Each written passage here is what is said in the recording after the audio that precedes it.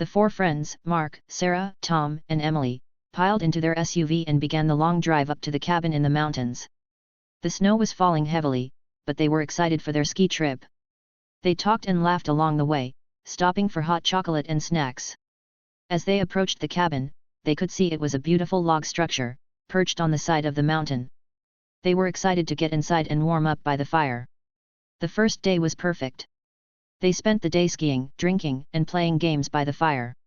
As the night fell, they made a hearty meal and sat around the table, chatting and reminiscing about old times. After dinner, they all settled in for the night, each couple taking a separate bedroom. As the night wore on, Sarah woke up to the sound of a strange noise outside the cabin. She sat up in bed, trying to listen. Suddenly, she heard footsteps crunching through the snow. She shook Mark awake. "Mark, do you hear that? Someone's outside." Mark sat up, listening. He could hear the footsteps too. He grabbed a flashlight and went to investigate. As he stepped outside, he shone the light around, but he couldn't see anything. The footsteps had stopped. He called out, but there was no answer. He shrugged it off and went back inside, telling Sarah it was probably just an animal. The next day, the friends hit the slopes again. The sun was shining, and the snow was perfect. They laughed and joked as they raced down the mountain. But that night, the strange noises returned. Emily was the first to hear it this time. She shook Tom awake. "Tom, wake up. I hear something outside." Tom listened and could hear the footsteps too. He grabbed a flashlight and went to investigate. But just like Mark the night before, he found nothing. The next morning, they woke up to find their car had been vandalized. All four tires were slashed, and the windows were smashed. They were stranded, with no way to call for help. As the days passed, the noises and footsteps grew more frequent. They could hear something breathing heavily outside their windows at night.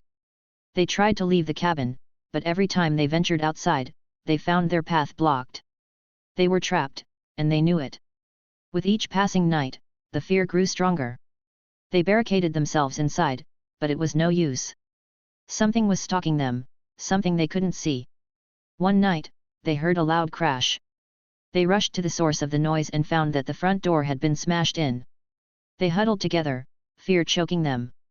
"Whoever or whatever is out there, it wants to kill us," Mark said. They armed themselves with kitchen knives and waited. But they didn't have to wait long.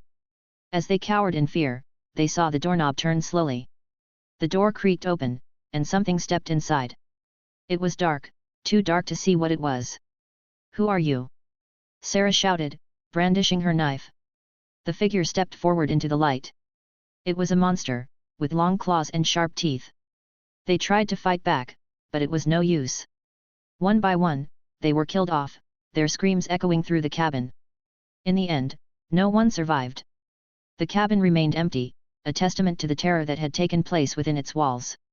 No one knew what had happened to the four friends, but rumors began to circulate about a monster that haunted the mountains, preying on unsuspecting travelers. The cabin remained standing, a grim reminder of the horrors that had taken place within its dark and foreboding rooms. I hope you liked that story. If you did, please like and subscribe.